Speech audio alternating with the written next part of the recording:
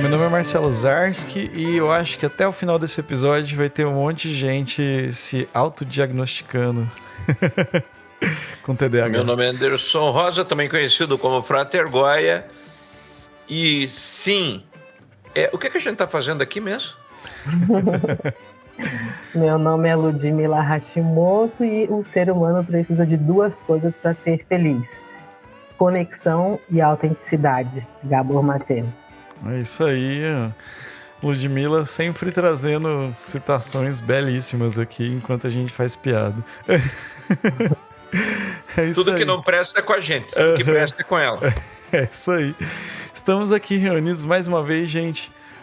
E hoje, especialmente para falar de um tema que a Lud indicou. A gente vai falar sobre TDAH, né?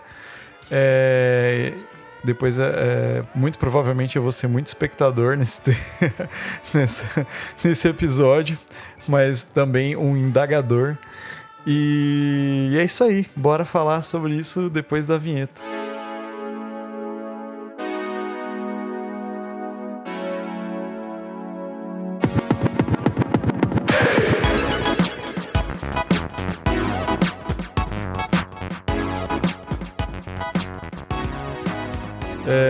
Bom, eu acho que para começar, né, gente, Lud e Goya, eu acho que era legal a gente falar, né, principalmente o Lud, que é mais profissional, né, dessa área, que pode falar com um pouco mais de gabarito do que a gente, sobre o que é o TDAH, né, que é um assunto que, assim, está meio em evidência, mas, assim, não é um assunto tão novo, né, pelo que eu tava vendo até. Mas tem muita gente falando disso e tal. E para explicar para o ouvinte, né, o que é, o que seria isso, e a gente começar a falar sobre. O que vocês acham? Então eu passo a bola para vocês. Ótimo. O TDAH é um transtorno de neurodesenvolvimento.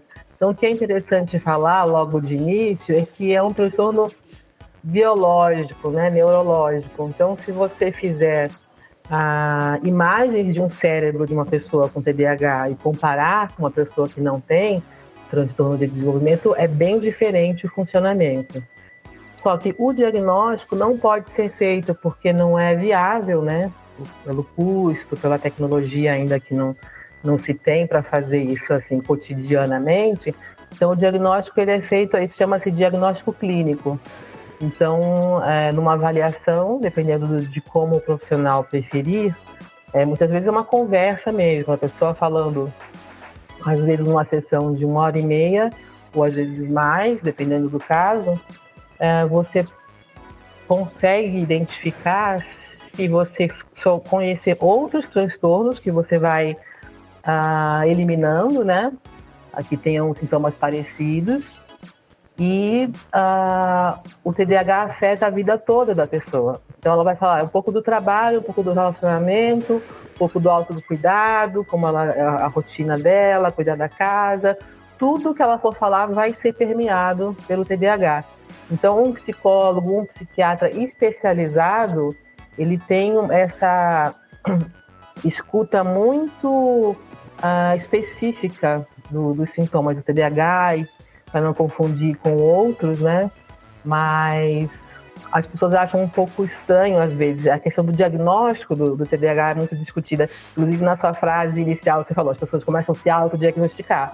Por quê? Se você falar já entrando aí um pouco por alto nas características mais conhecidas, né? De falta de atenção, de distração, todos os transtornos que a gente for ver, todas os problemas psicológicos que são diagnosticáveis, seja depressão, ansiedade, neurose, todo tipo de transtorno psicológico, são características que todo mundo tem. Então, qualquer transtorno que eu vou falar, eu também tenho isso. Mas o profissional especializado, ele escuta o contexto, né? Tem isso, mas como isso te afeta, e vem de onde, está relacionado com o quê? Pode falar. Então, a minha pergunta é o seguinte, já nos primeiros segundos da tua fala, você comenta sobre análise do cérebro, provavelmente um PET scan, alguma coisa do gênero aí.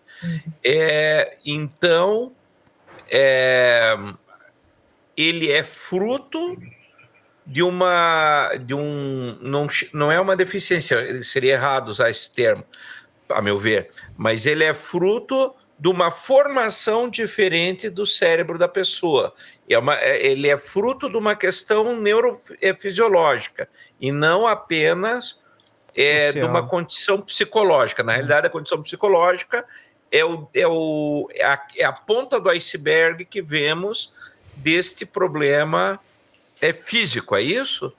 Sim, não, perfeito o encaminhamento, era onde eu deveria chegar mesmo, e como o Marcelo falou no começo, né, vou ser mais indagador e tudo, como o TDAH é um assunto multifacetado, tem milhões de questões, de abordagens diferentes, de sintomas que muita gente não conhece, o debate sobre a causa, né? Então, eu preciso da ajuda de vocês para colocarem as questões e eu encaminhando, senão eu me vem tudo ao mesmo tempo, né?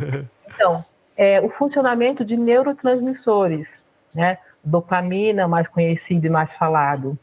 Mas a gente não conhece o cérebro ainda o suficiente para dizer exatamente quais os hormônios e os neurotransmissores todos que são afetados. Mas a gente sabe da dopamina, isso já explica muita coisa, porque a dopamina é responsável pelo controle da memória, da motivação. A gente fala muito em procrastinação, né, com TDAH. Então, motivação, memória de trabalho, então função executiva para poder realizar tarefas simples. Eu preciso de um nível de dopamina no cérebro funcionando bem. Então, são esses transmissores, esse armazenamento de hormônios que não funcionam bem, a gente pode dizer, para a pessoa que tem TDAH.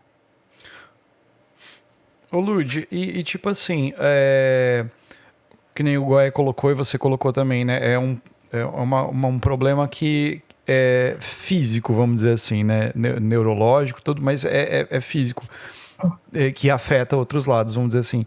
E esse problema, por exemplo, ele pode ser tipo genético, assim, a pessoa já nasce dessa forma, ou ele pode ser desenvolvido por alguma outra fonte, por exemplo. Desencadeado, quer dizer. Talvez um trauma, alguma coisa assim, ou, sei lá, um acidente, não sei. Como que é isso? As duas vertentes principais sobre a causa do TDAH, uma coloca como, em parte, genético, porque a gente vê pessoas da mesma família tendo, né, tem essa evidência, e social também, do ambiente, né.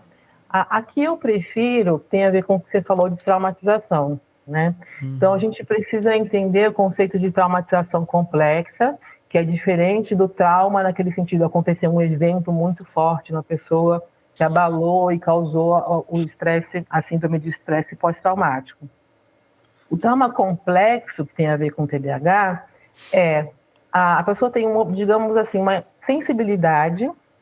E quando ela é criança e está se desenvolvendo, naqueles primeiros anos que são fundamentais para criar uma sensação de segurança, de regulação emocional, que vai afetar toda a vida dela depois, acontece alguma coisa que, por exemplo, os pais têm que trabalhar muito e estão estressados, cansados, não podem dar um mínimo de atenção.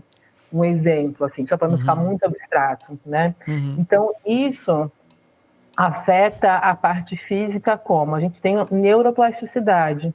Quando a gente aprende coisas, o nosso cérebro se modifica, né, os caminhos neuronais. Então, é como se o cérebro da criança, nos primeiros anos, ele fosse aprendendo ou fosse entrando, criando um tipo de funcionamento, e é esse que a gente falou, que é uma baixa reserva de dopamina, e tem todas essas consequências que são prejudiciais muitas vezes no recorte social, né?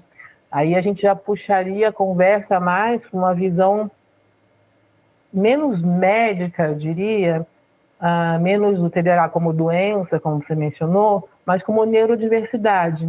Então, assim, existem muitos estilos cognitivos, existem muitas formas de ver o mundo diferente. Só que culturalmente a gente pega uma como normal que é a mais bem adaptada de acordo com critérios aí X, né?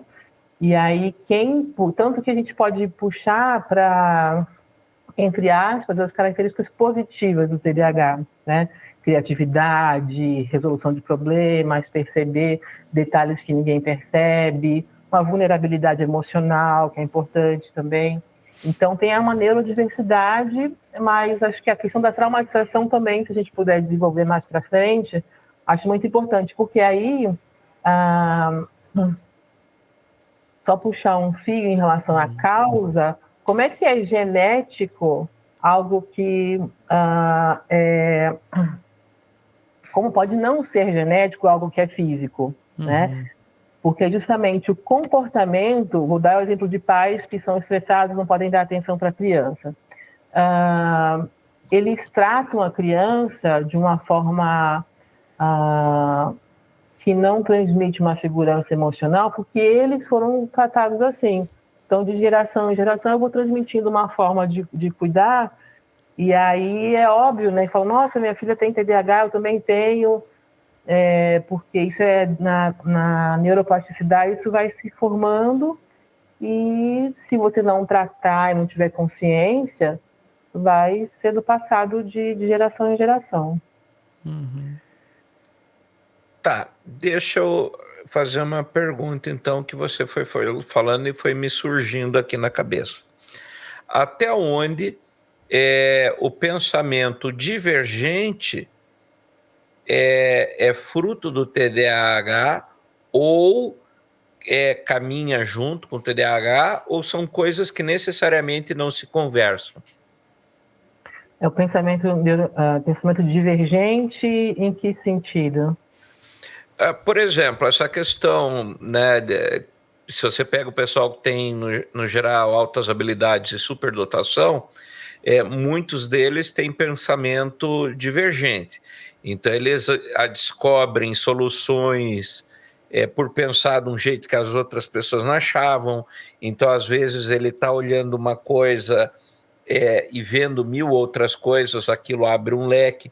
Por exemplo, eu sou assim, eu tenho pensamento, por exemplo, eu tenho muita dificuldade com o pensamento linear, eu consigo fazer, mas naturalmente a minha mente, eu chamo por hipertexto, é uma mente hipertexto. Então eu chego lá num assunto, puxo um outro tema, dali a pouco eu venho e puxo, e vou linkando, né? Vou criando e aquilo vai chegando, né? Como o Marcelo disse, tudo para mim em algum momento vai chegar em Pink Floyd ou Duna. Então, de alguma forma eu consigo correlacionar tudo isso, justamente porque é uma mente de pensamento não linear. Entendi essa pergunta. Né? E aí, até aonde que isso, por exemplo, é fruto, né, de um TDAH, ou aonde que o TDAH também tem isso, ou são coisas que necessariamente eu posso ter o pensamento, uma forma de pensamento, uma construção de pensamento divergente, mas necessariamente isso não representa o TDAH. Sim. Não, ótima questão. A superdotação é um tipo de neurodivergência também, né? E ela tem características em comum, então ela pode ser confundida com TDAH. Então você pode chegar com uma criança no consultório e falar, olha, meu filho não está conseguindo prestar atenção nas aulas, está muito disperso, tem uma hipótese de TDAH. Se o profissional não conhecer a superdotação, a criança pode ter superdotação e ter um diagnóstico equivocado de TDAH. E aí isso dificulta, obviamente, o tratamento e você não vai conseguir ajudar essa criança, porque se ela tem, na verdade, superdotação, ela está entediada com o pensamento linear da sala de aula do professor. E às vezes acontece no TDAH também. Então, por isso que essa questão do autodiagnóstico, eu não acho ruim a pessoa ver as características num post, na internet, e falar, nossa, acho que eu tenho. Isso é legal, porque ela vai investigar mais a fundo ou ela vai buscar um profissional. Mas mesmo profissionais da psicologia que não são especializados, eles podem bater o olho por alto e falar, isso é TDAH. E às vezes até me medicar, e que fica mais séria ainda a questão. Isso, essa seria a minha próxima pergunta. Né? Justamente isso, você não corre o risco de, numa interpretação errada, você entrar com uma medicação para quem não tem o problema e criar outra sequela ali que não tem nada a ver com o assunto. Uma coisa que eu ia perguntar assim também, geralmente alguns sintomas que a gente percebe, vamos dizer assim, que pelo menos vendo, né, assim, algumas pessoas que têm TDAH ou sei lá, ou posts, outras coisas que nem você colocou, que talvez pode confundir um pouco, que nem você falou, transtorno de ansiedade, né, que é diferente, né, e também a gente, quando às vezes vem essa coisa, essa palavra, né, o conceito de TDAH, na minha cabeça, às vezes eu penso, tipo, uma pessoa mega agitada, super, tipo, ansiosa, que não consegue se controlar, vamos dizer assim, em algumas situações, se concentrar. Mas, ao mesmo tempo, dá a impressão de que não é bem isso só, né? Porque eu tenho alunos eu tenho dois alunos que têm TDAH, que são diagnosticados mesmo, né? Um é uma criança e o pai dele, que é um adulto já, mais velho, e os dois são totalmente diferentes, né? Assim, ele não é super ansioso, assim, pelo menos não aparenta ser ansioso, sei lá, mas ele não é agitado, ele não é uma pessoa... O mais velho? O mais velho. Ele é super calmo, super tranquilo e tal. E ele até falou que foi diagnosticado há pouco tempo, depois de adulto, porque ele tinha dificuldade em algumas coisas, né, e tal. E o filho dele é o avesso dele, assim. Ele é ansioso, fala rápido, não consegue parar um pouco, assim, sabe? E é diferente. Então, assim, não é que esse lance de você ser ansioso, agitado e tal, o TDAH não é só isso, né? Então, ele é muito mais amplo. Como que é isso? E uma outra coisa que eu fiquei... Vocês estavam falando, eu fico observando. Uma coisa que eu percebo, eu nunca fiz, né, investiguei nem nada, até a gente conversou algumas vezes assim em off juntos, e eu até tenho curiosidade de investigar mais. Eu tenho um pouco de dificuldade, por exemplo, em concentração, em terminar algumas atividades, por exemplo. O Goya estava falando ali, né? Eu começo a ouvir o que o Goya está falando e de repente eu dou uma viajada geral, sabe, assim, e depois eu volto, tipo assim, como se eu saísse do meu corpo e voltasse para aquele negócio ali, e daí eu não saquei nada do que o Goya estava falando, sabe? E algumas outras coisas que eu percebo é tipo assim, sei lá, tô em casa lavando louça e a Bruna fala alguma coisa, tem que fazer tal coisa, tarará, tarará. E eu pego no meio disso, sabe? Eu tô lavando a louça, eu vou fazer a coisa que ela me pediu.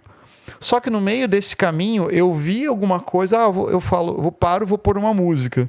Mas antes de pôr a música, eu pego meu celular e vou fazer alguma outra coisa, e daí eu não sei o que eu tinha que fazer. Aí eu volto, eu tenho que fazer tal coisa. Tem algumas coisinhas assim que acontecem. Então, só alguns exemplos. Isso tudo é exemplo de sintoma, né? Não estou querendo me autodiagnosticar aqui também, não é isso. Eu queria saber se isso entra dentro de exemplos de investigação, por exemplo. E nesse caso, né, da gente ter tipo, o clichê do que o TDAH ele é sempre agitado ou não. Como que é isso, sabe? Assim. Fala agora. Você é uma pessoa desorganizada, Marcelo. Exatamente. Pode ser. Não, tô brincando. Vai, Lúcia, depois eu pergunto. Clichê que você falou de sempre agitado, né? Sabe, tipo, até pegando o gancho aí desse filme da Pixar que passou por último mesmo lá, que tem a ansiedade, né?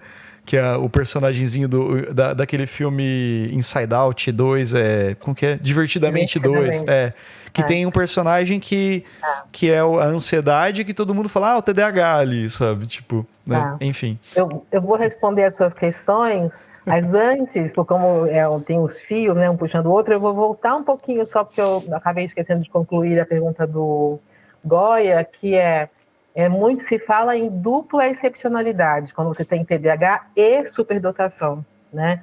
Agora, sobre a questão do diagnóstico, é bem importante a gente falar, né? Por exemplo, eu não posso aqui, né, no episódio, diagnosticar o Marcelo com TDAH e o Goya com superdotação. Eu não vou fazer isso, né?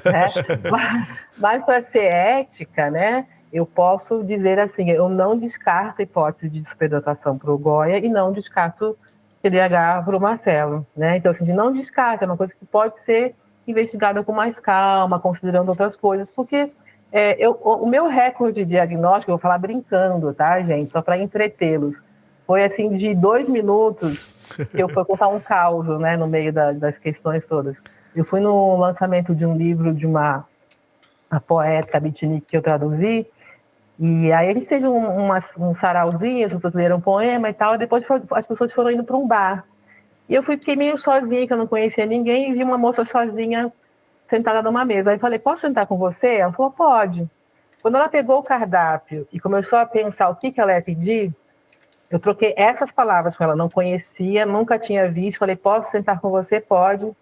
Eu falei, você tem TDAH, né? Ela fez uma cara de susto, ela falou, eu fui diagnosticada semana passada.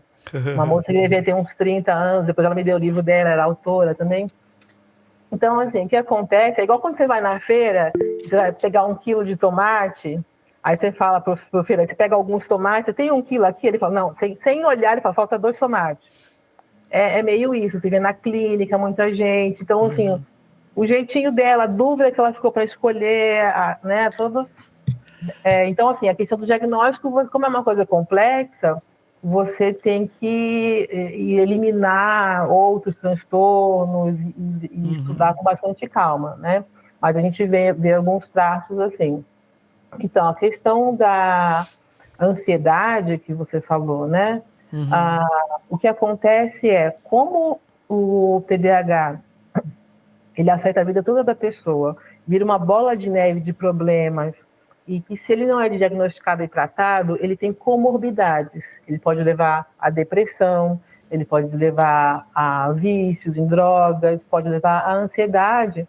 Então, assim, o que é importante a gente entender? A ansiedade, que é o TAG, né, transtorno de ansiedade generalizada, ele é um transtorno muito específico também. É porque a nomenclatura dos transtornos atrapalha muita gente. Como eu estava falando antes, ansiedade todo mundo tem. Fiquei ansiosa com alguma coisa. Nossa, eu fiquei tão ansiosa com uma entrevista de emprego que eu fiquei com calor, suei, gaguejei, ou qualquer tipo. Agora, o TAG tem esse nome de ansiedade, mas ele é algo muito específico, que é algo muito mais... compromete muito mais a funcionalidade da pessoa, né? E aí também é possível que o TDAH não diagnosticado desenvolva uma ansiedade patológica. A pessoa tem uma ansiedade que tem uma série de características muito mais impeditivas do bom funcionamento dela na vida dela do que uma ansiedade dessas passageiras, que não é uma patologia, né?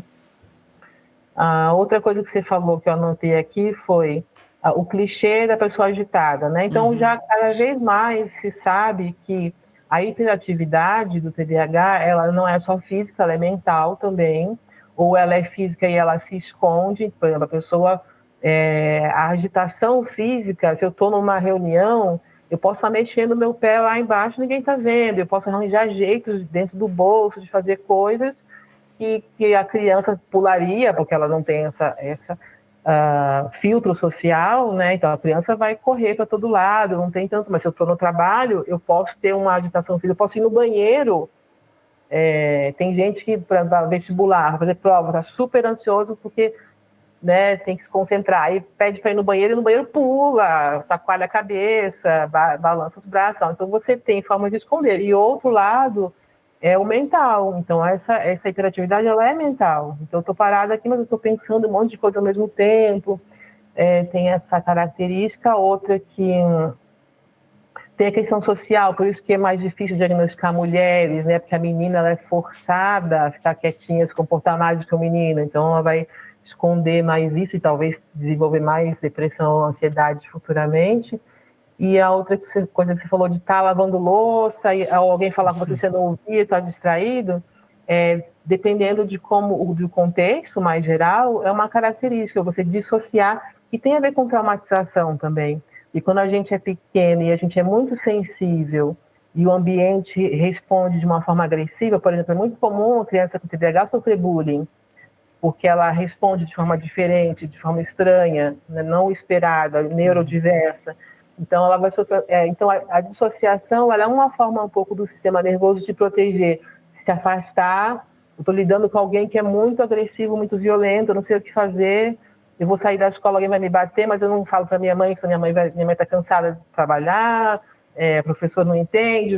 Então, a dissociação, ela sempre pode ser uma característica de não. Então, eu vou me afastar, o sistema nervoso dá uma desligada, para dar uma descansada, para não entrar em colapso.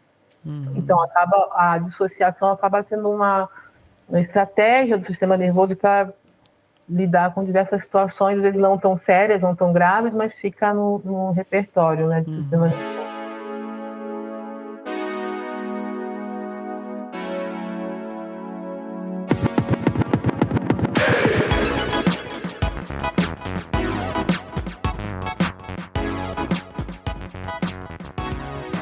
Esse lance que você falou de, por exemplo, que nem a gente tá conversando aqui, sua cabeça tá lá pensando um monte de coisa, assim, por exemplo. Não é normal isso, por exemplo, do ser humano, assim, a gente, tipo, porque, por exemplo, eu acho muito difícil, olha lá, eu acho muito difícil, tipo, a não ser, tipo assim, se você parar pra fazer meditação, sabe? Você ficar centrado, tipo, naquilo lá, naquele momento, pensando naquilo lá, sabe? Por exemplo, se eu tô tocando, ontem eu tava tocando, o Goya tava lá também, né? Eu tô tocando ali, pensando num monte de coisa que tá acontecendo, sabe? Às vezes,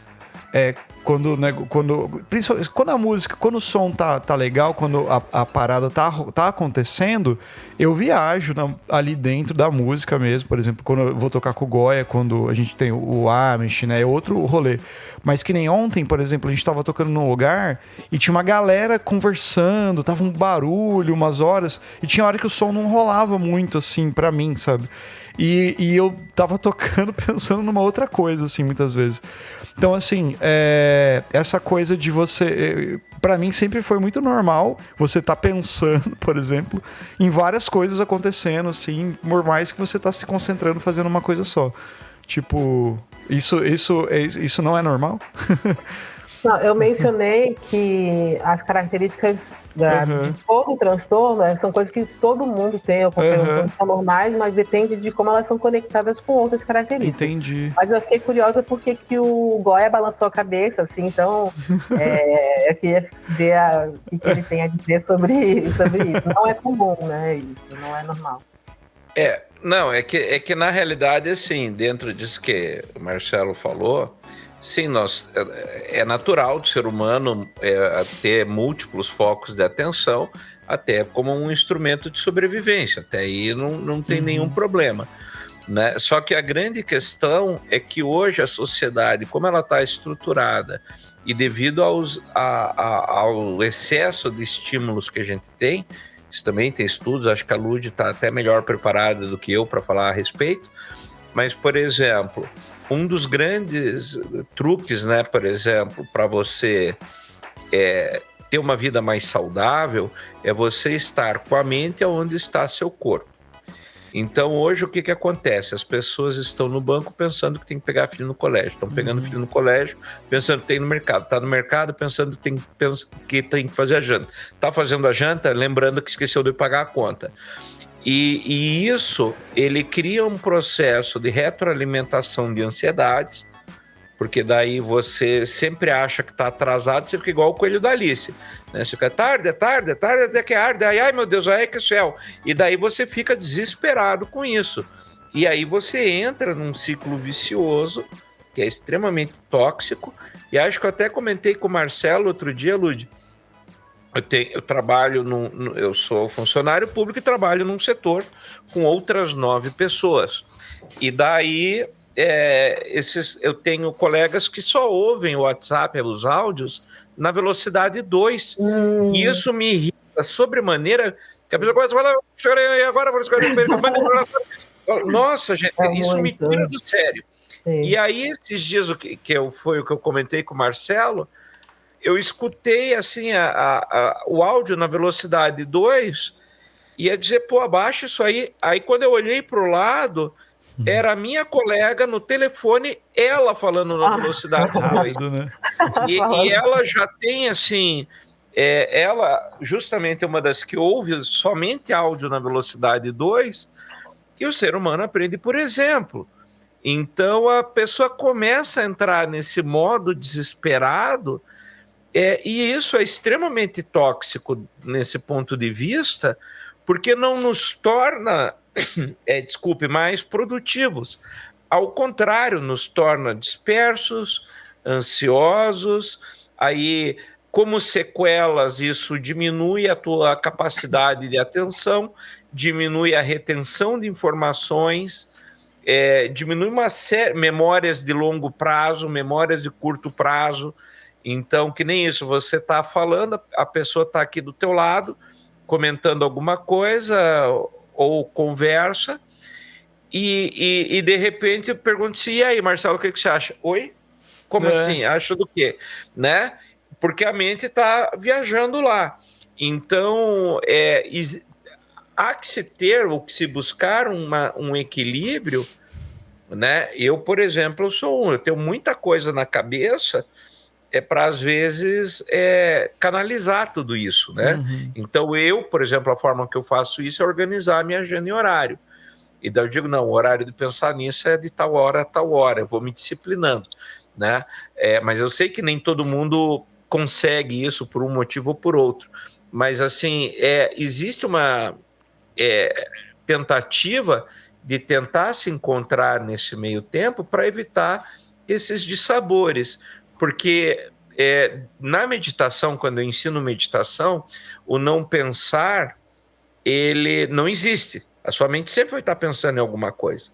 Então, você tentar não pensar é tentar segurar o vento, você não vai conseguir.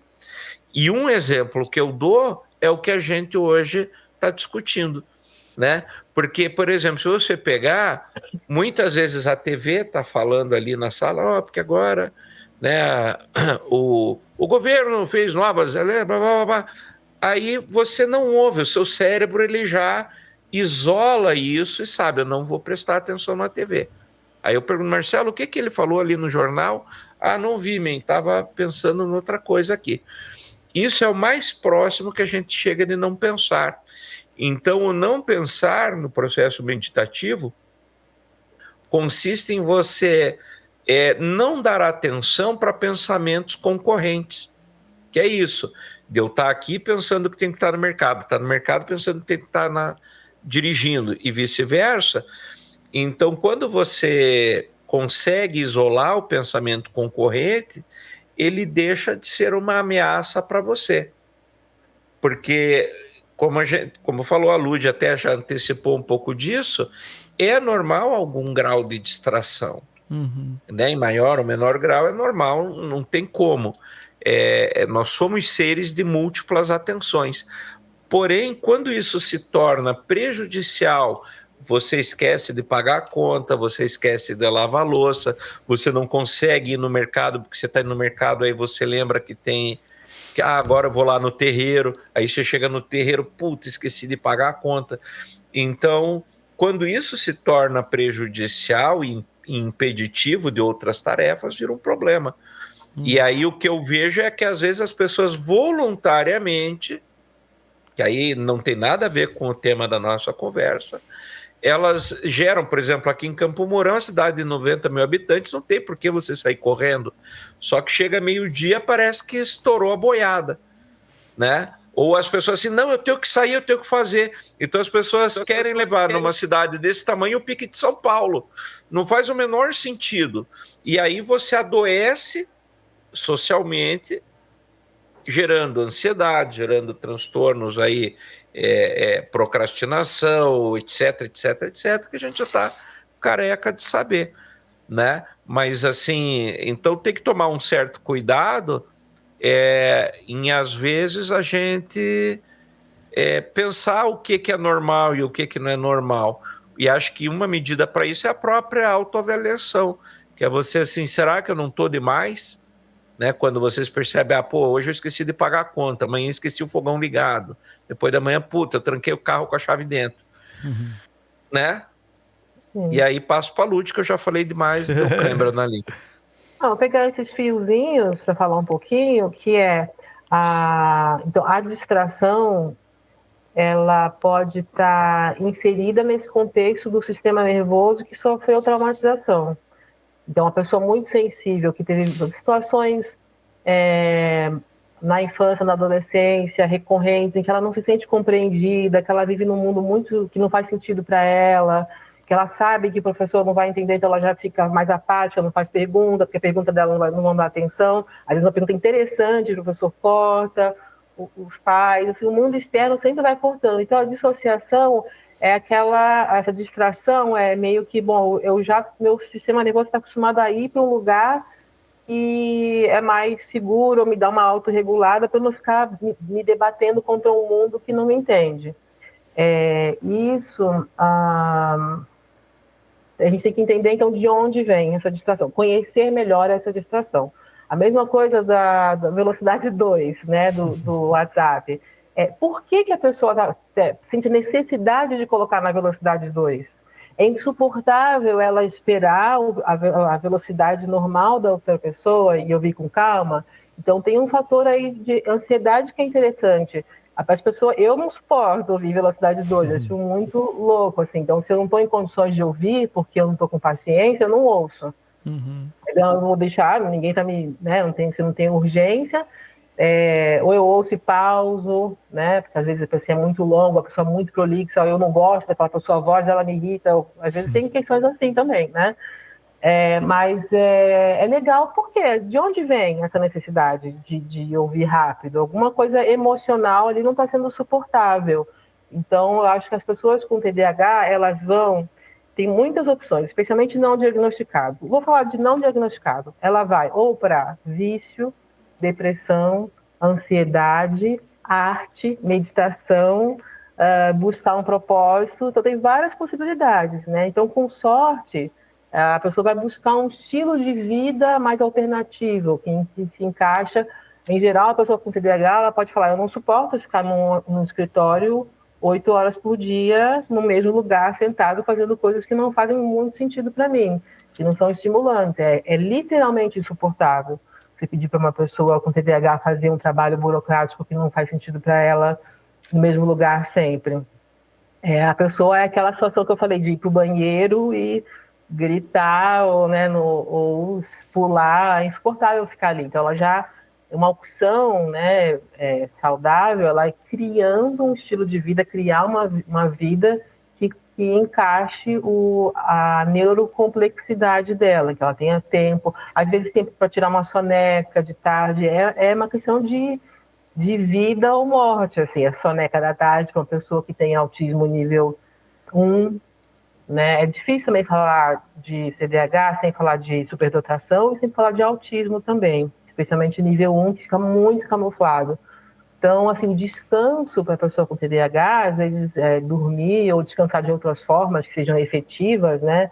Não ficar, talvez, na tela do celular tanto, mas substituir isso por uma outra forma de descanso, é fundamental, porque é um cérebro que está trabalhando o tempo todo e precisa de mais descanso mesmo do que os neurotípicos. Uhum. Esse lance da mensagem de WhatsApp em 2x, eu acho muito deselegante. Esse dia que a gente estava conversando, o Goya falou, cara, eu acho muito, muito falta de respeito com a outra pessoa, sabe? Tipo, que nem você falou, se você não quer ouvir naquele momento, não ouça, ou ouça em etapas, ou deixa pra depois, sei lá. Mas dá a impressão, é a mesma coisa de você, sei lá, botar um filme pra ver e acelerar, sabe? Ou vai ler um livro, ficar pulando o capítulo do livro. Se tiver chato, não lê mais, assim, não, desisto, não quero mais ler, sabe? Mas eu fico pensando eu tenho nisso. visto isso com geração Z, né, os mais novos, que já nasceram nessa velocidade de tudo a um clique, né, muito rápido. Mas às vezes eu falo para adolescente, assim, quando você estiver falando com a pessoa pessoalmente na sua frente, você vai querer apertar o botão de 2x e não vai ter. Uhum. Então, isso vai acarretar em mais problemas de relacionamento. Você vai ficar mais ansioso quando estiver falando com a pessoa presente ali na sua frente, né? É bem isso mesmo. E o que o Goya estava falando também antes lá sobre, né, a gente tá o tempo todo pensando em fazer alguma coisa. A gente gravou sobre a Sociedade do Cansaço, do Byung-Chul Han, né? E eu não tava, minha internet caiu no início da gravação, eu tive que sair. Eu só editei. Mas tava com a Juna e o Goya. E a Ju até trouxe uma visão diferente, assim, a Ju e o Goya, né? Uma visão um pouco diferente do livro, assim, não diferente, mas assim, um pouco mais ampla, assim, sabe? Além do que o livro coloca com algumas coisas, assim. E é, tipo, o Goya falando agora, é bem essa situação de que a gente está o tempo todo constantemente sendo bombardeado com informação e a gente não consegue estar focado, às vezes, em algo que realmente vale a pena, não que vale a pena, mas de que realmente funciona, de que realmente você quer fazer. Então você está o tempo todo pensando que você tem que fazer alguma coisa, que você precisa fazer alguma coisa e atualmente não para, sabe? Tá o tempo todo, sabe, funcionando dessa forma. Então isso também pode ser uma confusão, tipo, que nem às vezes a pessoa se né? É o meu TDAH, sabe? Disso também, né? Como que você vê isso, Lud? Eu já ouvi muitas pessoas falando que as pessoas que eu chamo de negacionista de TDAH, né? Uhum. Falar, não, isso aí é dos tempos, era da informação, então muita informação, todo mundo se distrai e tal. Só que se você é psicólogo, você entende como é o desenvolvimento global e entende exatamente como isso afeta e como é diferente qualitativamente. Não é nenhuma questão de todo mundo é meio distraído, mas quem tem TDAH é mais. Não, é qualitativamente uma coisa totalmente diferente. É como eu falei da questão dos nomes que são ruins. A ansiedade no uso comum da palavra do dia a dia não tem nada a ver com o transtorno de ansiedade generalizado, né? Mas se usou esse nome por algum motivo, porque tem alguma coisa próxima. Assim como a gente falar em déficit de atenção, é equivocado. Quem tem TDAH não tem déficit de atenção, ele só não é seletivo, como o Goya está falando, tem uma televisão de fundo aqui, eu não vou ouvir. A gente não tem dopamina, eu digo a gente porque eu tenho TDAH também, então assim, a gente não tem a dopamina funcionando para eu selecionar na sala de aula onde que eu vou focar. Então, o que o professor está falando socialmente é o que a produtividade do momento, né? É o que o professor está falando, que depois eu vou fazer uma prova e eu estou aqui para isso. Mas se eu vir um colega que está mexendo com a mão de um jeito que me chamou a atenção, o formato do dedo do meu colega, a unha, eu posso viajar naquele detalhe, aquilo me lembrar alguma coisa, porque o professor a informação não foi interessante o suficiente, não me chamou a atenção. Então eu não tenho essa seletividade do que o momento pede para eu focar, né? Mas o que eu acho interessante de uma outra visão, que é parecida com essa, mas é que o TDAH, ou a neurodiversidade em geral, eu brinco que a gente chama de transtorno, porque transtorna o sistema, transtorna o capitalismo, transtorna o que é a obediência, o que é esperar. Não, tem que ficar sentadinho aqui, focado, responder e fazer tudo certinho. A gente que tem TDAH, a gente transtorna os ambientes, dependendo, tem essa capacidade de transformar, essa potencialidade, de mostrar que o normal, a doença não é normal, né? Não, mas peraí, qual que é o normal? Fazer... A gente estava usando a palavra normal antes de uma forma mais em relação ao que é adaptável e produtivo, né? Em relação ao meu desejo. Mas tem o normal doente, que na verdade a gente chama de normose, né? O normal que é doente, que é aquela repetição, não vou fazer porque sempre fizeram assim, e assim é mais bem aceito, sendo que não tem nenhum sentido para mim. Então, acho que os transtornos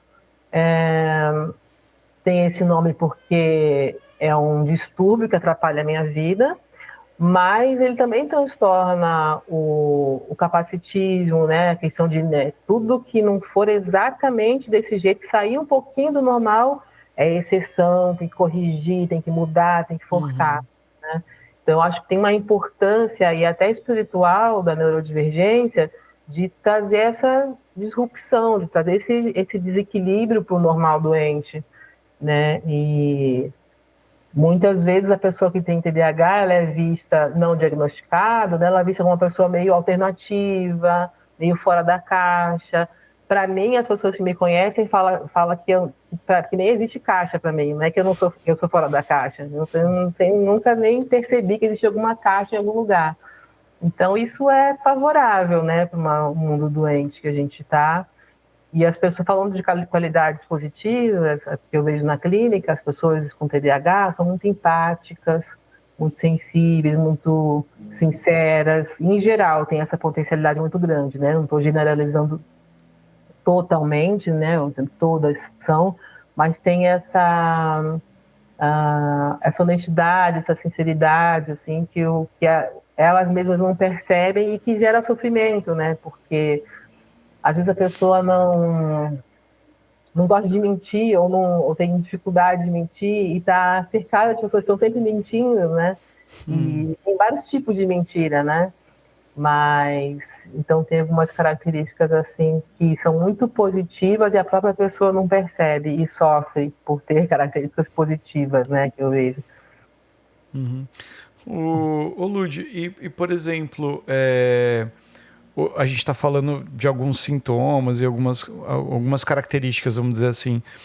E para alguém que descobre que tem TDAH, por exemplo, ou algum outro transtorno, vamos dizer assim, qual seria, tipo, por exemplo, tem que ser medicado, não tem, depende muito do caso. Como que seria, por exemplo, você está tratando alguém, né, e você acaba diagnosticando a pessoa com TDAH, é medicado, não é trabalhado de outra forma, ou depende do caso? Como é que funciona isso, sabe? Eu indico a psicoterapia, eu acho que é essencial, até aquela questão que a gente mencionou da traumatização.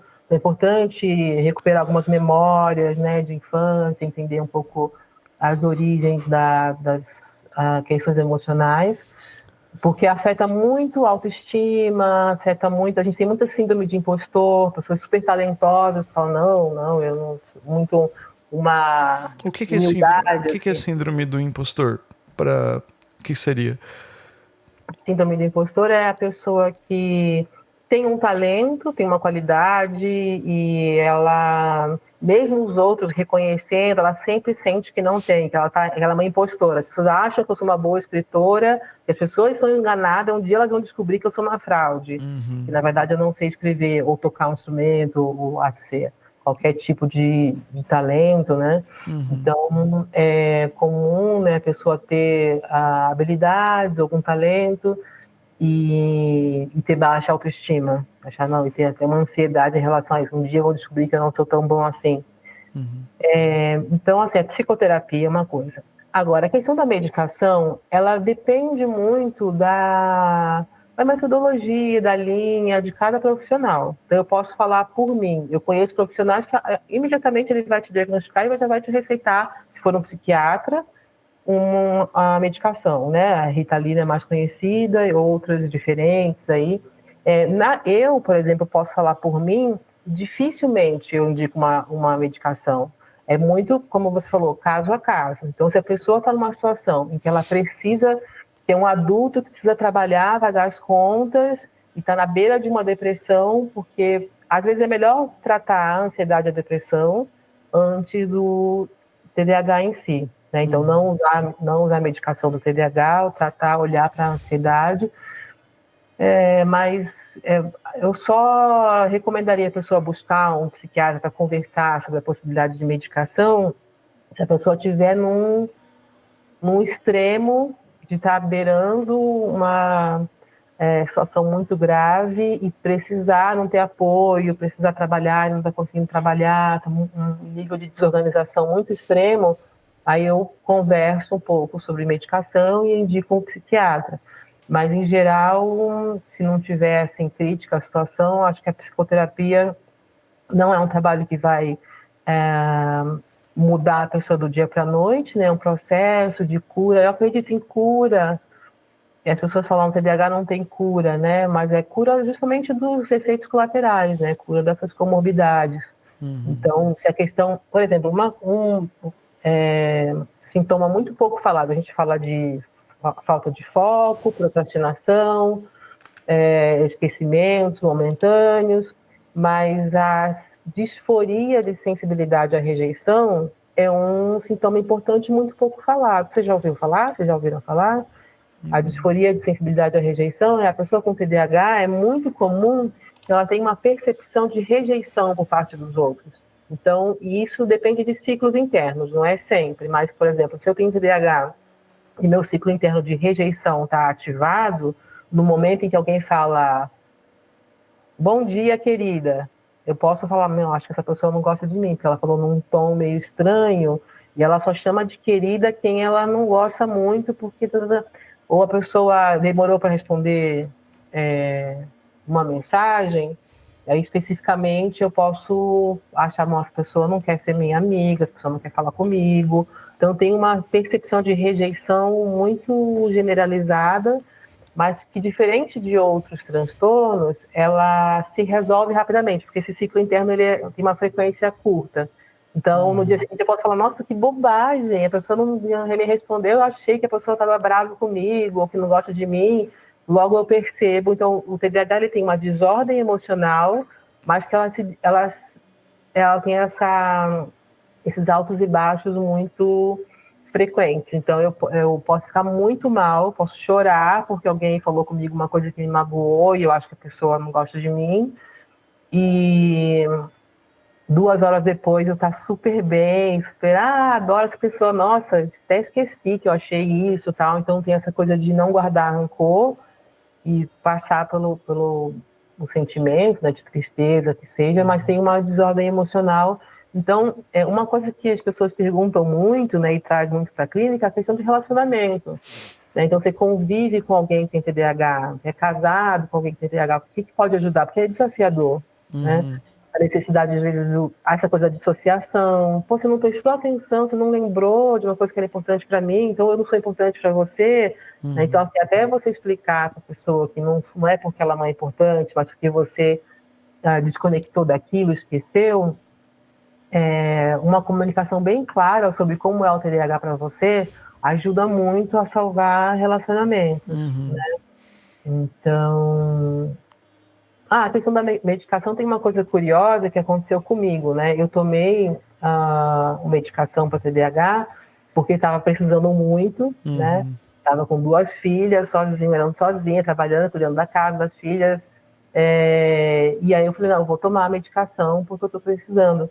E eu senti, eu não estou falando isso, gente, super esclarecimento aqui. Não recomendo a ninguém fazer isso que eu fiz tudo conversando com o psiquiatra, direitinho, acompanhando e tal. Mas eu, de repente, do dia para a noite, eu parei de usar, eu parei de precisar do remédio. Eu estava assim, preciso voltar lá, pedir a receita, porque eu não ficava sem, eu estava tomando 3 comprimidos por dia para poder funcionar.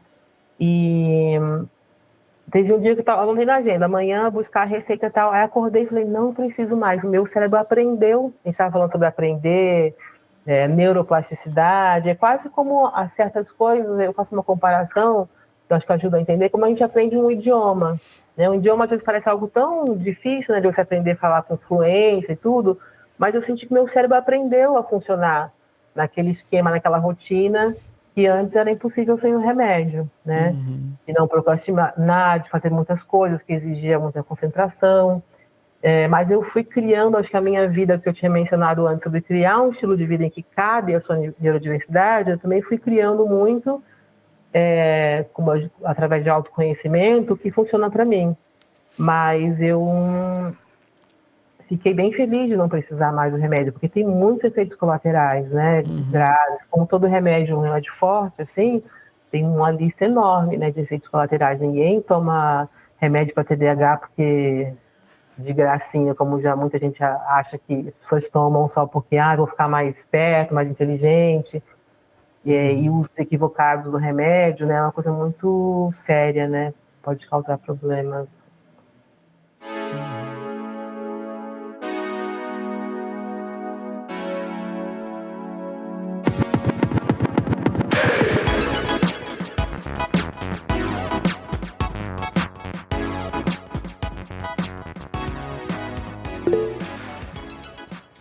Você sabe, deixa eu contar um caso rapidinho.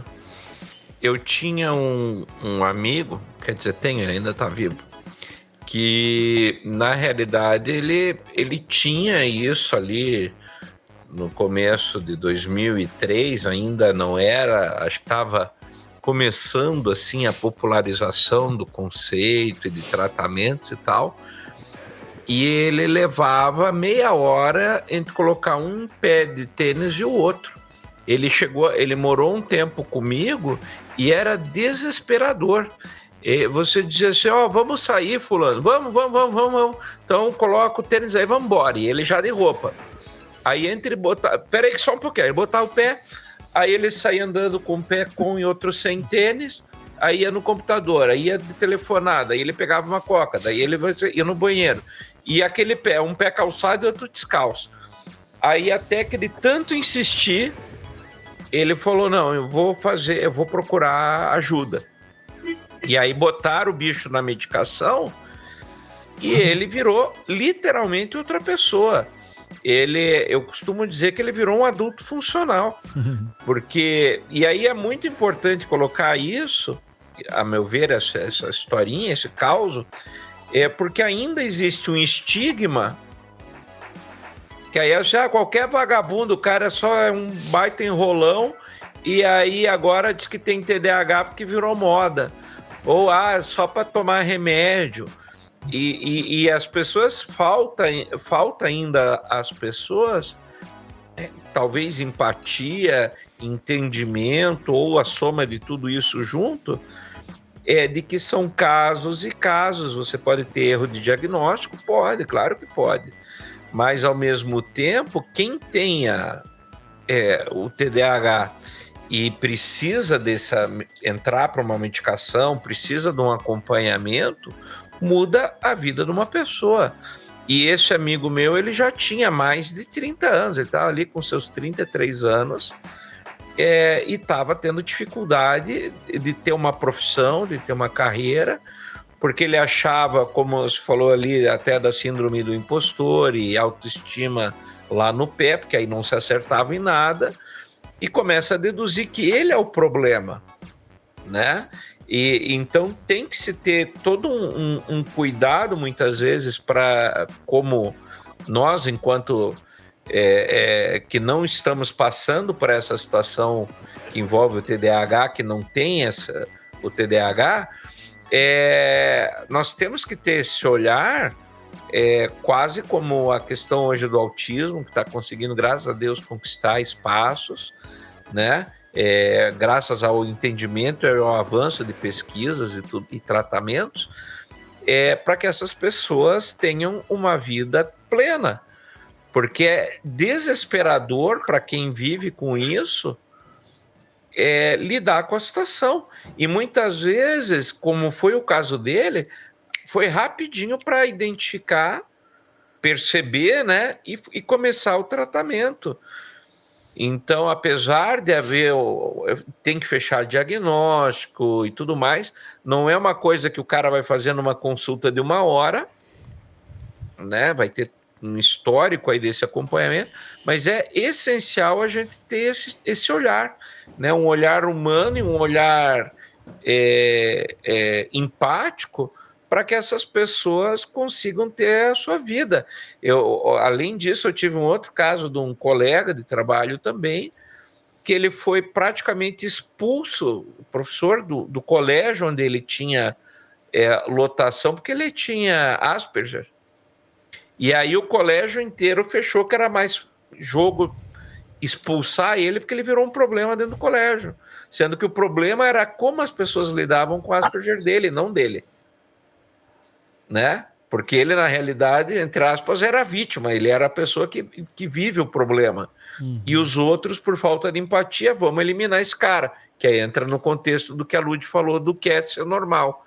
Que normal é simplesmente aquilo, né, óbvio, né, sendo genérico, é aquilo que a maioria concorda que está valendo.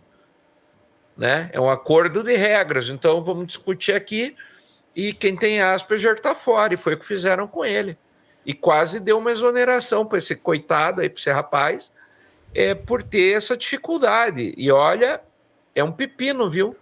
E é uma pessoa que tem até doutorado, pós-doc, livro publicado e tudo, mas enfrenta problemas sociais.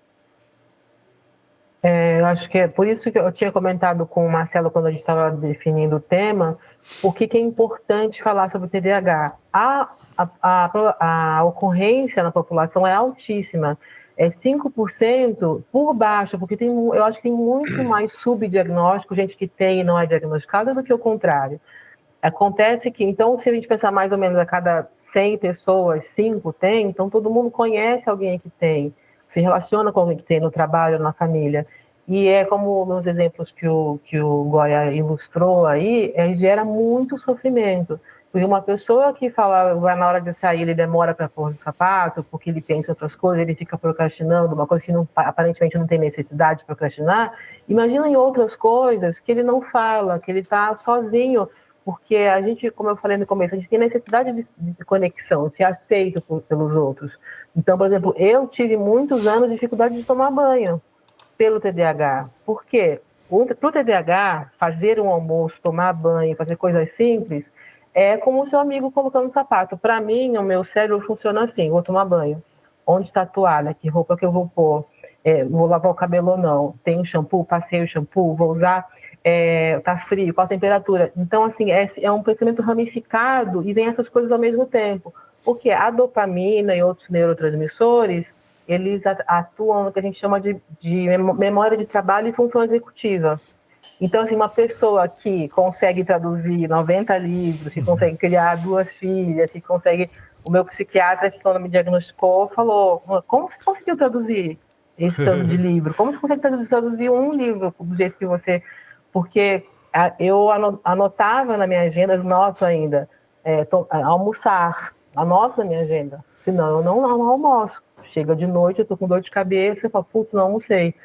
Então, cada TDAH tem essas características que não deveria ser, mas é vergonhoso.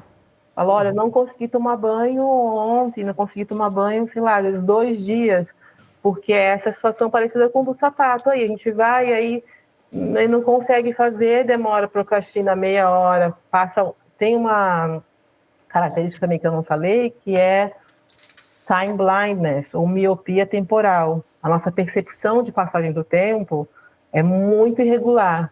Então, eu posso achar que eu estou procrastinando 10 minutos para tomar banho, mas passou 1 hora. E outras relações. Bom, eu vou sair aqui, vou conseguir chegar lá no horário certo, calculo mal o horário, então gera atraso, essa questão do tempo também, a percepção de tempo é totalmente fora. Então, assim, gera muito sofrimento. Então, você levar a informação para as pessoas, você diagnosticar, tratar, conversar com o parceiro, marido, mulher, pai, mãe, sofre muito, né, com a criança que tem TDAH, e você tem uma desobediência constante, né? Então, a criança causa muito problema, parece que ela não obedece, mas ela obedece porque ela não consegue, literalmente, ela não tem estrutura para isso, né? Mas é muito sofrimento que é gerado, né?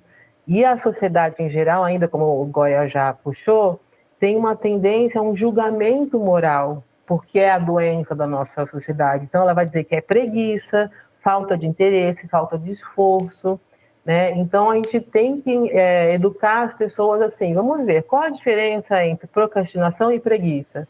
A preguiça eu estou enrolando porque eu meio que não estou nem aí. A procrastinação, eu estou paralisado no celular ou qualquer coisa, na televisão, porque eu não consigo, eu quero muito fazer, eu quero ser produtivo, eu sei que eu tenho capacidade de criatividade para fazer, mas eu estou preso ali. E isso gera sofrimento. E vai chegar de noite e falar, putz, não fiz nada do que eu me propus fazer hoje. Isso é muito angustiante. Então ninguém faz assim porque quer, porque a preguiça o cara não tem nenhum propósito, não tem nenhuma vontade, não tem nenhuma intenção.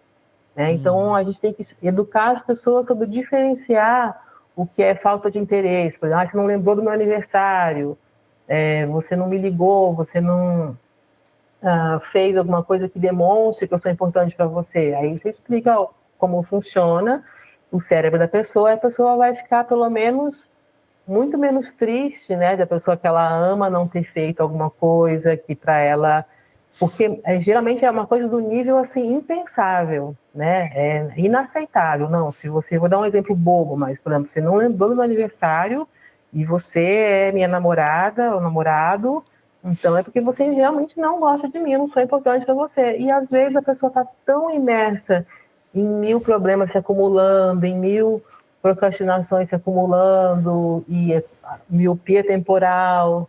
Putz, achei que era amanhã, nem achei que hoje fosse outro dia. Tem muito isso, né? Uhum.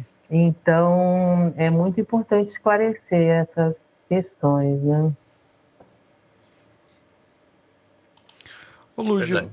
você comentou que, né, o TDAH, tipo, é uma... E o Goya também colocou, né, lá que 2000 e alguma coisa, né, a gente não era falado tanto dessa forma. O TDAH como esse tipo de transtorno, ele é recente, assim, diagnosticado dessa forma, ele é recente, que nem o autismo, agora chama-se transtorno do espectro autista e antigamente era uma outra forma, assim, não sei como que é.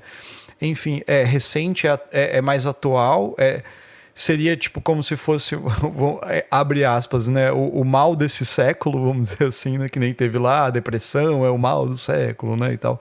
Como, desde quando que se fala dessa forma, se trata dessa forma, como que é, assim? O entendimento do mais profundo, tanto do TDAH quanto do autismo e da superdotação, é muito contemporâneo. Uhum. Os autores que estão revolucionando a compreensão estão vivos, né, as referências. No comecinho eu falei do Gabor Maté. O Gabor Maté é um médico canadense que tem TDAH e ele tinha um vício de comprar CD de música clássica. Eu falei que sempre ele acaba levando... E esse vício levou a problemas seríssimos para ele. Ele era médico, ele estava atendendo, acho que um parto. No meio de um parto, ele saiu para comprar um CD que tinha saído de música clássica. Ou seja, a gente fala assim que a gente só conversando com calma para imaginar como um probleminha vai levando ao outro, né? Essa bola de neve que eu chamo.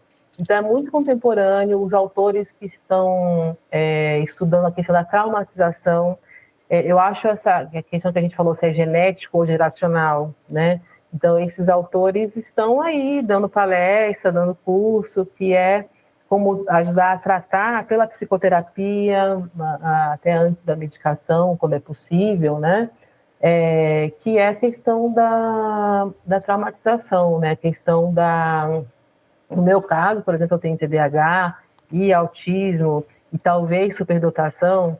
Minha mãe contou esses dias, eu não sei se eu tinha esquecido, que quando eu tinha 2 anos, ela estava na cozinha lá, fazendo alguma coisa, eu cheguei e trouxe um monte com 2 anos de idade, eu mostrei uma folha de papel com um número de 1 até 200, mais ou menos, que eu escrevi tudo sozinha, antes de entrar na escola. Aí ela falou, cara, como assim, né? Você escreveu os números todos, né?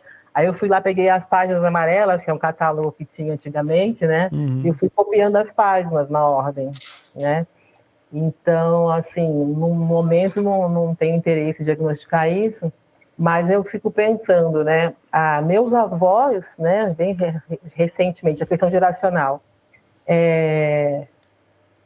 a imigração japonesa foi um evento traumático. E a gente fala que a imigração, mas é praticamente um refugiado, porque ele vem meio sem saber o que vai encontrar aqui. Meu avô ia fazer faculdade, adolescente, veio para lavoura de café, então ele queria estudar, fazer faculdade, ele estava lá com a enxada, carregando saco de arroz nas costas, sem entender a língua, com costumes totalmente diferentes. Minha avó veio com 5 anos do Japão, casaram ela com um desconhecido aos 14 anos, aos 15 era mãe, casada com um desconhecido, ou seja, porque era natural. Então, você vê a questão da normose, né? E era normal fazer isso, era normal uma família pegar uma criança, uma menina e falar, você vai casar com esse cara aqui. Então, por que geracionalmente a gente vai herdando essa desordem emocional? Porque como uma menina de 14 anos, 15 anos vai ter filho e vai transmitir essa segurança emocional, que vai dar um mínimo de autoestima, um mínimo de estrutura para as pessoas. Então, isso foi passado para minha mãe, foi passado para mim, também para minhas filhas, até que a gente comece a se entender melhor e usar todos esses recursos que eu falei, arte, meditação, terapia, para interromper esse ciclo geracional, né? É possível, né, fazer isso. Entendi. Eu ia falar, né, tipo assim, até para todo mundo que tá chegando até aqui no episódio, que tá ouvindo e às vezes para pensar, né? Poxa, eu tenho coisas que eu fico, tipo, que nem eu falei lá no começo, né? Vai ter bastante gente se autodiagnosticando aqui, né? Mas que assim, que pense em algumas coisas que você colocou, que Goya colocou, que a gente estava falando. O que essas pessoas devem fazer, por exemplo? Poxa, eu acho que seria bom investigar isso. Que nem você falou da psicoterapia, né? O que elas devem procurar, né? Assim, ir para um psicoterapeuta, ir para um psiquiatra, e como que funciona isso?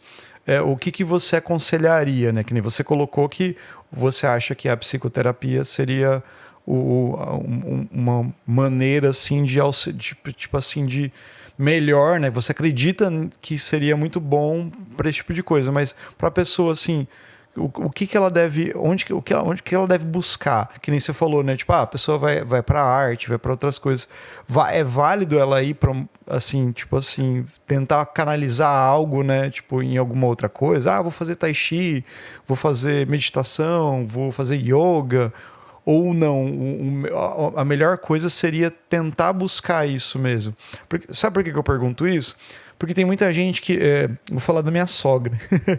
A minha sogra, a gente vai na casa dela e a Bruna sempre pergunta, como é que você tá, não sei o que. Daí ela fala, tô senti, não sei o que, tarará. Mas você tem que ir no médico, mãe, você tem que fazer exame de rotina, você tem que, né, fazer lá o exame... que as mulheres têm que fazer, que os homens têm que fazer, enfim, né, tem que ir atrás. E ela fica falando, não, ela é do sítio, assim, bem simples. Não, fica indo atrás de doença, daí você vai no médico, você acha um monte de doença. Não nessas palavras, mas ela quer dizer isso, sabe, assim, sabe. Daí eu falo porque as pessoas, às vezes, elas, tipo assim... meio que tem esse medo, sabe, de tipo, eu vou investigar porque não vou investigar porque vai que, né, alguma coisa, daí eu não sei, sabe, eu falo por isso, sabe. Eu acho que eu vou dar uma orientação assim bem direta sobre o que fazer se você desconfia que tenha, mas antes é muito interessante essa situação da pessoa negar um pouco, né? Não, prefiro nem olhar do que ter, porque a gente vê esse comportamento na academia, a gente vê, por exemplo, muitos psicanalistas ou psicólogos negando um pouco a questão que eu falei cultural, de atrai esse julgamento moral por algum motivo, né, o TDAH. As pessoas já estão medicando demais, mas está se medicando demais tudo, né? Então, por que o TDAH parece que é o único que está se medicando erradamente ou equivocadamente? Tem toda uma discussão sobre isso, mas a gente vê pessoas muito cultas e que têm muito estudo e conhecimento, negando também por outros motivos, né? Então, essa é uma questão que a gente precisa olhar com mais calma, né? O que leva cada um a negar e preferir não olhar, né? Então, eu vejo um drama bem sério de pessoas com diagnóstico informar para a família, muito comum as pessoas não aceitarem, os pais ou amigos, falar, não, acho que você não tem nada, não, isso não existe.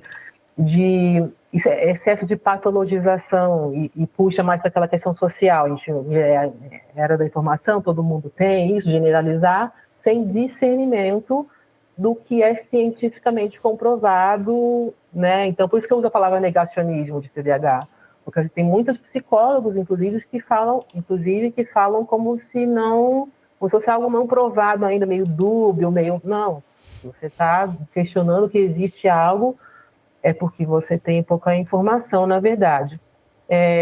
Eu recomendo a pessoa buscar ou psicólogo, ou neuropsicólogo, ou psiquiatra especializado, tem que ser especializado em neurodivergência, que inclui aí a TDAH e autismo, né, o TEA, entre outras coisas.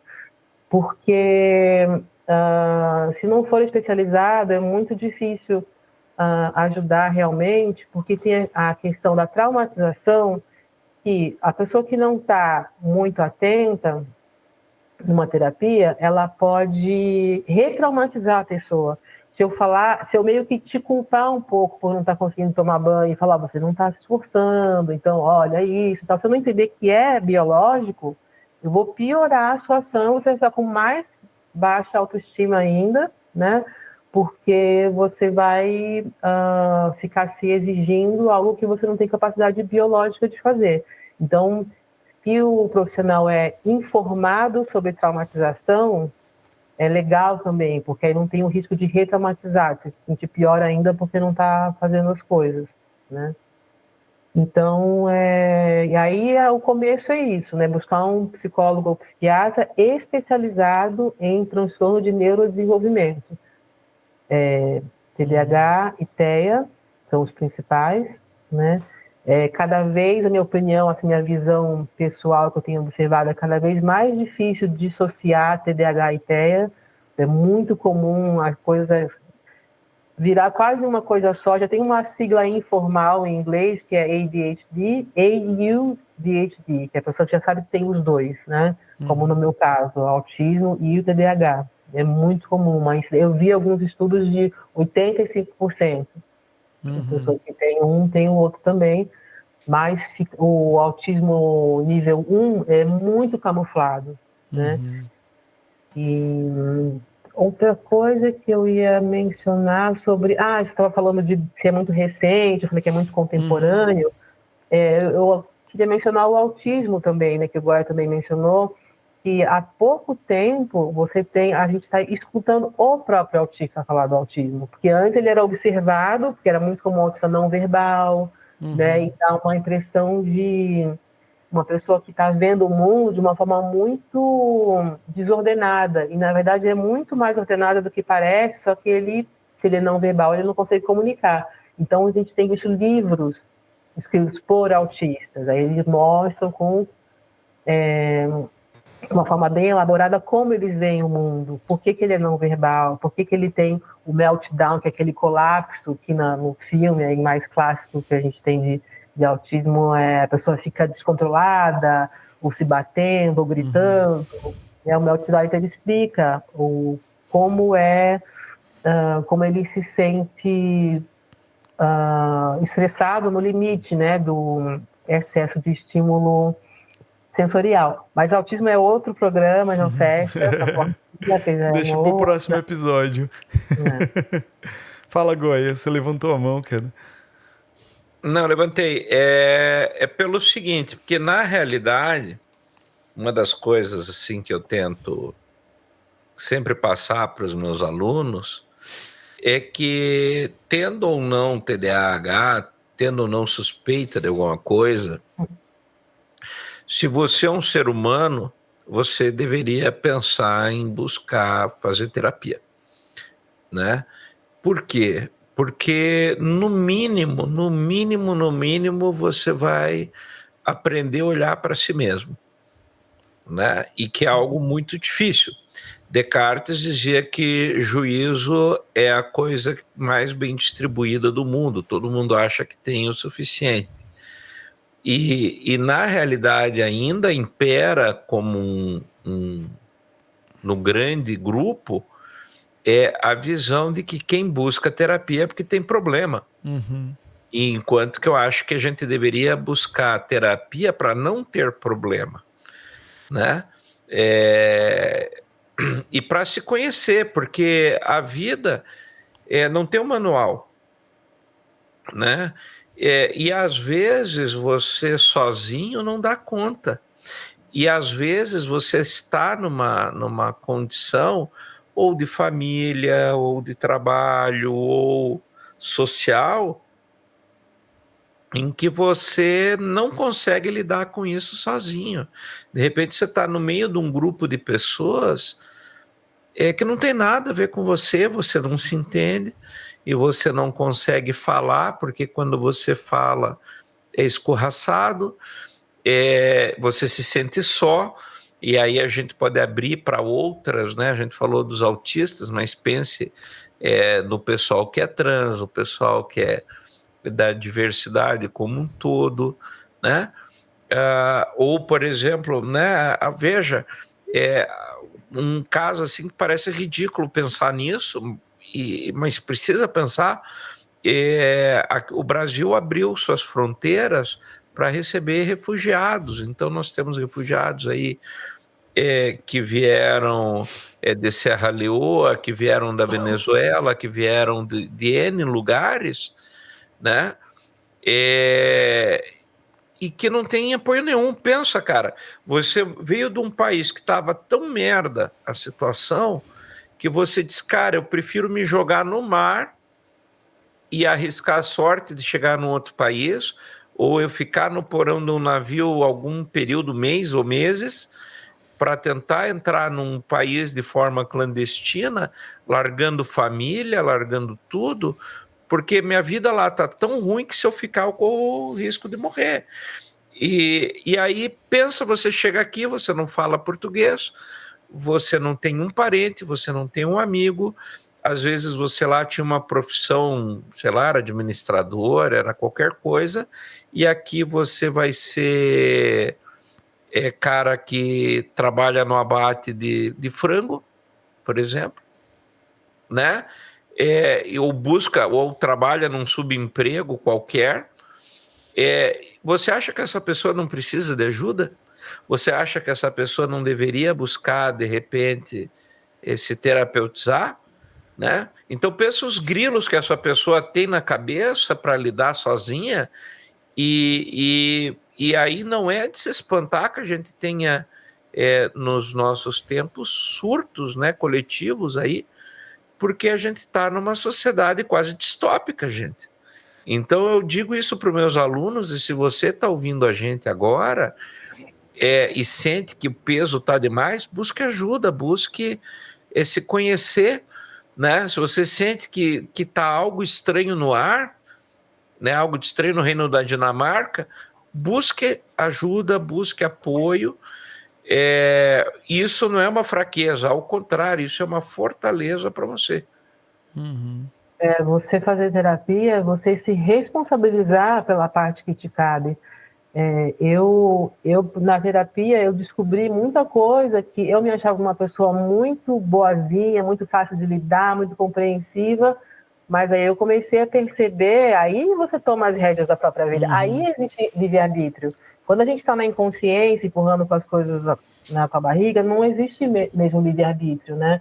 Mas quando você se responsabiliza, falando, realmente eu estava agindo dessa forma com as pessoas por uma traumatização minha, que não tinha nada a ver com a pessoa, né? Então eu estava projetando coisas. Outra coisa que o Marcelo falou e eu ia comentar, esqueci, aí você colocou a questão da arte, né, e da meditação também como tratamento. A gente não pode excluir uma coisa, excluir a outra. Eu, na minha busca assim, por diagnóstico, eu usei todos os recursos possíveis, né? Então, buscava sempre a meditação, uma coisa que aprofundei, o Xing. Eu postei esses dias que o Xing é o pai e a mãe que a gente não teve. Então, por que eu me apeguei tanto ao Xing e soube reconhecer, né, a riqueza ali? Porque a maioria das pessoas, né, não tem o pai e a mãe que pode dar a atenção emocional que a gente precisa por causa desse mundo doente, capitalista, e que as pessoas têm que... Lembrei agora do Michel, se o Michel estivesse aqui. Ele já ia falar disso. O mundo capitalista. Então, assim, que a gente tem que produzir o tempo todo, a gente não pode parar, áudio 2 vezes, mais rápido, a gente está imerso nisso, né? Então, lançar mão de tudo. Arte sempre, meditação do jeito que der, terapia, tarô, Xing, esporte, né? Tudo que for... Porque se você começa uma terapia e diagnosticar o TDAH, a sua alimentação, né, atividade física, tudo isso vai receber bastante atenção também. Então, tudo isso complementa o tratamento. E é legal você ter citado, eu me contive até agora, mas agora já é tarde demais para isso, mas de você citar os oráculos, né? Porque a função oracular, muitas vezes, ela cumpre esse papel, né? Ela é o conselheiro invisível que nos ajuda a interpretar nós mesmos, né? Então é interessante. É uma coisa que eu acho que, infelizmente, ainda precisamos caminhar muito na formação de oraculistas, em termos de Brasil, mas é de uma riqueza ímpar, né? Para o mundo, para a realidade interna das pessoas. Muito legal você ter citado isso. Tem esqueci o nome de um especialista no I Ching, alguma coisa McKenna. Ele diz que o I Ching é a ciência que a gente não entende ainda, né? A gente ainda não tem capacidade de entender. Então, as pessoas que acham que é uma coisa muito mística, ou que não acreditam, ou que a gente está terceirizando a responsabilidade para o oráculo, na verdade, algo sofisticadíssimo, se vocês começam a estudar a fundo, que a gente não tem a ciência para traduzir, né, como que eles chegaram a isso, mas é toda essa orientação, né, que a gente não pode ter de outras formas, pode buscar nos oráculos, né? Mas bom demais, gente. Acho que temos um episódio sobre TDAH. Muito legal. É muito bom conversar sobre esse assunto. Quando a Lud falou, eu falei, poxa, legal demais. Eu me interesso bastante por esse tema, assim, eu acho bem bacana. E é legal porque a gente vai esclarecendo alguns detalhezinhos, assim, né? E é uma coisa que está muito em evidência, assim, muito em alta, assim. Todo mundo fala muito sobre, sabe? E no final, no começo, quando eu falei sobre autodiagnosticar as pessoas, a gente tem muito disso, né? De ficar, tipo, tentando se identificar com as coisas e muitas vezes não vai atrás, que nem o Goé falou. Eu lembrei de um exemplo, enquanto o Goé estava falando ali. Ano passado eu fui numa cardiologista aqui da cidade. Até peguei o contato com o Goé, inclusive. E daí, só pra fazer um check-up, né? Tipo assim, nunca tinha ido e tal. E daí eu comentei, acho que num almoço de família, e alguém falou, mas por que você vai no cardiologista? Você tá sentindo alguma coisa? Eu falei, não. Tipo, mas por que você vai então? Eu falei, porque eu quero saber como é que tá meu coração, como é que tá minha saúde. E a mesma coisa, tipo, a gente, como ser, tipo, a nossa mente, nossa cabeça. Você falou da terapia, né? Muitas vezes a gente faz a terapia, tipo, é taxado de, mas a pessoa é louca, a pessoa tem problema. Não, você tá fazendo terapia para você tentar entender coisas de você, sabe? Que você às vezes não consegue entender, né? Que você não consegue, tipo, sei lá, parar pra analisar, né? Que nem você falou do teu caso, né? Quando você foi fazer terapia, você viu que você é uma pessoa difícil de lidar, talvez. Não difícil de lidar, que você falou, você descobriu que você é uma pessoa... Eu acho que a gente sempre... Eu já tive esse rótulo de difícil de lidar. Se você perguntar pro meu pai, ele vai dizer que eu sou dificílima de lidar. Mas é mais uma questão da gente se responsabilizar e ver que é muito mais interessante eu me entender melhor, entender o outro melhor, do que continuar naqueles ciclos inconscientes, de ficar repetindo as coisas. Isso que você falou do exame do coração é interessante, porque a gente fica numa cultura, eu prefiro não olhar para o meu corpo, prefiro não olhar para o meu coração, porque fazer um exame de coração é se aproximar demais do próprio corpo. O que você está vasculhando aí?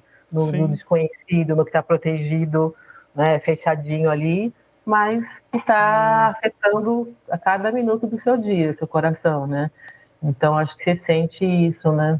Sim. É igual o autoexame para mulher, né? Não tem a campanha, né, de câncer de mama e de várias coisas, até para tirar vários tabus das pessoas que, tipo assim, que tem medo de se conhecer, né? Assim, de conhecer o próprio corpo, né? É a mesma coisa também.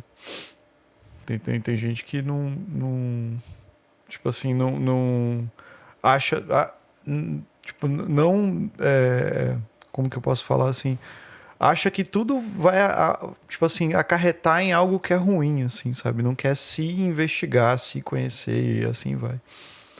Enfim. É isso aí. Todo mundo ficou em silêncio, meu Deus.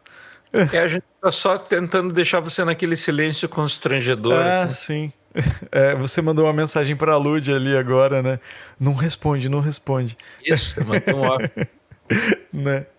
Mas eu acho que é isso. Gente, eu acho que a gente conseguiu falar bastante coisa. Muito provavelmente tem muito mais coisa para falar. Tô vendo aqui que eu acertei o diagnóstico do Goya. Né? Eu fui ser ética e não dizer, olha, agora você tem altas habilidades, não falei, mas foi igual o caso da menina lá, que eu falei, você tem TDAH? Ela falou, nossa, já fui diagnosticada. Então, olha aí, ó. é bem claro, né, Uhum. a sua superdotação. Né? Então, acho que quando eu conheci o Goya, a gente conversou sobre isso, ele comentou, né? Tipo, algumas coisas assim. Acho que tem até uma matéria que você escreveu, alguma coisa. Eu já Não sabe. saiu no jornal quando eu Isso, fui patrono da sala de apoio. isso mesmo, achei bem bacana. Mas é isso. E já fica o gancho para um episódio sobre autismo, quem sabe, e outras coisas também que são legais da gente estar conversando até para informar a galera que tem ouvido a gente aqui, né? Bom, minhas considerações finais, muito obrigado por esse papo. Lud e Goya sempre. Tamo junto. E é isso aí. Passo a bola para vocês para a gente encerrar. Bom, eu só tenho a agradecer a ótima conversa que sempre dá quando a gente fala e troca uma ideia né, e a Lud, cada vez que vem, também é um tapa na cara, assim, de informações e uma riqueza, assim, de detalhes, sempre de forma muito clara, muito concisa, né? Eu sempre fico impressionado e adoro essas conversas, né? Então, eu sou suspeito para falar. Mas, mais uma vez, eu agradeço e saio maior do que eu entrei nessa conversa. É muito valioso esse espaço, agradeço muito também. Eu acho que desde a primeira vez que eu participei aqui, eu estou aprendendo a falar, graças à interlocução de vocês, porque é fundamental a interlocução, a escuta, né? Então, agradeço muito. Acho que o podcast, assim, longo, né? Como é o nosso, é o antídoto para os shorts, os reels, essas coisas ultra curtas, né? A gente complementa com esse tempo totalmente... Acho que o nosso tempo aqui é totalmente anticapitalista, né? É um tempo fluido, a gente faz porque a gente gosta, a gente sente prazer, né? E se alguém quiser acompanhar, que ótimo, mas acho que a essência é muito verdadeira. Obrigada. Essa tua fala me lembrou o Michel. No final. Hoje eu tô muito Michel, cara. Ele sempre frisa isso, né? Tipo, o tempo que a gente tá falando aqui é um tempo, tipo, que a gente não tá indo contra tudo que a internet coloca, né? Tipo isso. Mas é isso aí.